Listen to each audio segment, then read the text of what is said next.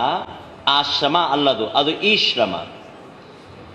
ಸಮಾಜಕ್ಕಾಗಿ, ದೇವನಿಗಾಗಿ, ಧರ್ಮಕ್ಕಾಗಿ, ದೇಶಕ್ಕಾಗಿ ಯಾವ ದುಡಿತಿರ್ತಾನಕ್ಕ ಅದಕ್ಕೆ ಆಶ್ರಮ ಅಂತೀವಿ, ಅವನನ್ನ ಸಂತ ಅಂತೀವಿ. ನಾನು ಎರಡು ಪದಗಳ ವಿಂಗಡಣೆ ಮಾಡಿದೆ, ಒಂದು ಸ್ವಂತ, ಇನ್ನೊಂದು ಸಂತ. ಎರಡು ಸಂತ ಸಂತನ ಖರೆ, ಈ ಸಂತ ಕೆಳಗಡೆ ಸ್ವಂತ ಐತಿ, ಒತ್ತಕ್ಷರ ಐತಿ.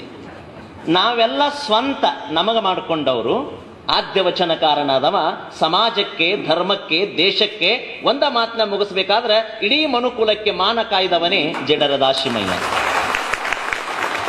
ಅವನಿಗೆ ನೇಕಾರ ಸಂತ ಅಂದ್ರು. ಯಾಕೆ ಸ್ವಂತ ಅನ್ಲಿಲ್ಲ ಅಂದ್ರೆ ಅವಾಗ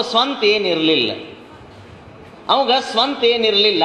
ಅವನನ್ನ ನೇಕಾರ ಸಂತ ಅಂತ ಕರೆದಿವಿ.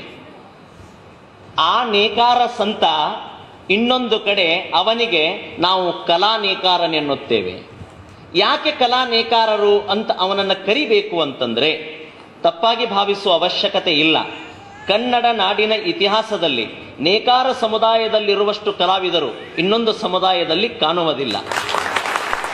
ಅದಕ್ಕೆ ಸಾಕ್ಷಿ ಕರ್ನಾಟಕ ಸರ್ಕಾರ, ಕನ್ನಡ ಸಂಸ್ಕೃತಿ ಇಲಾಖೆಯ ಮಾನ್ಯರಾಗಿರ್ತಕ್ಕಂಥ ನಮ್ಮ ಶ್ರೀಶೈಲನ ಕರಿಶಂಕರಿ ಎಲ್ಲಿ ಹೋದ್ರು?